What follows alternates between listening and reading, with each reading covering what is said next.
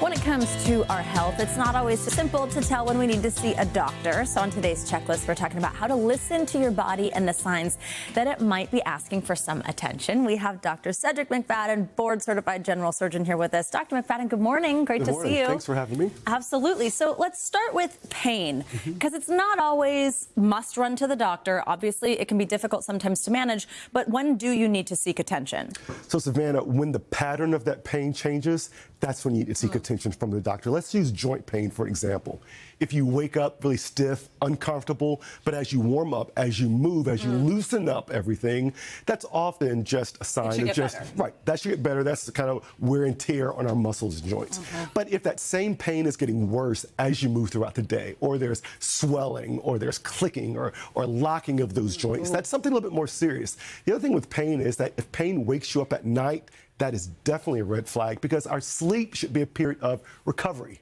Right? Right, absolutely. And if you're waking up at night, that to me is more concerning. Pain from anywhere, not just your joints. If you're waking up with pain, for me, that is a very significant red flag that you need to pay attention for. And if you literally try warming up the area, it should get better. It should get better if it is one of the just wear and tear. If you find that it's getting worse and that's not making a difference, that's a sign that you need to get some attention. All right, good tips. All right, doctor. Everyone's favorite subject. Everyone's favorite. The bathroom. Yes. We got questions. We have answers. Lay it on us. All right, so the thing here is rapid changes. Our urinary system, over time, it gradually changes. It's not uncommon to have to get up once at night to use the restroom as we get older, right? But if there are rapid changes happening within days or weeks where you're having more pressure and burning and frequency and leakage and things like that, you know, we're concerned. This could be things like urinary tract infections. It could be things like stones, or even having problems with the bladder or prostate enlargement. So, you know, this is not one of those things, especially if you're seeing blood,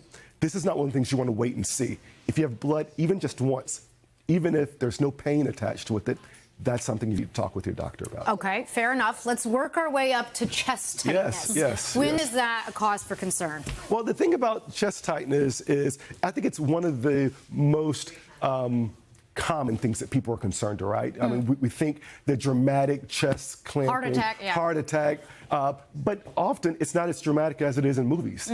People just complain of just tightness or pressure, or they may even just have discomfort in their jaw, neck, shoulder, or back. It may not even be your chest at all.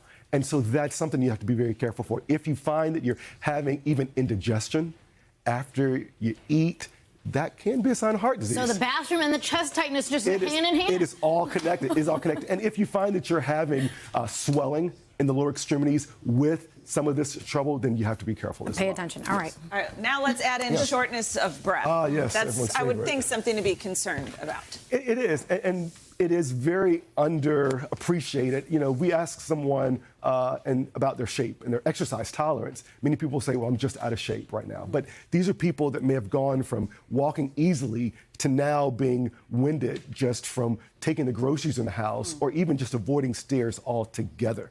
Right? So if you're finding that you are having, you know, breathlessness to the point to where you can't finish sentences, you're waking up at night gasping for air, that's an issue. Those can be problems like, you know, blood clots. That can be an issue with having issues with your heart and your lungs, or even anemia. So you want to get that checked. If you do have swelling, they had that on the past slide. If you have swelling with that shortness of breath, you got to talk with your doctor as well.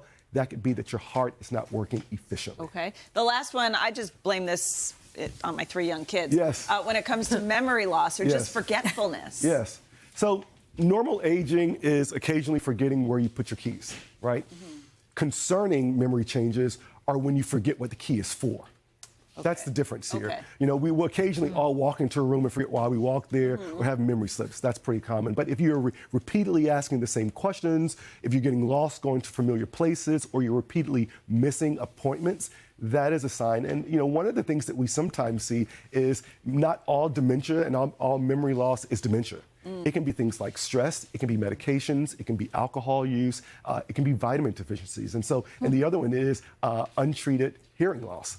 That can also lead to some of these types of cognitive deficits. So it's important to catch these things early, because many of these, if caught early, can not only be prevented, and you can obviously pay attention to those signs that your body's telling you. Really helpful, Dr. McFadden. Thank you so much. And for one more sign from Dr. McFadden that your body needs attention, head to today.com.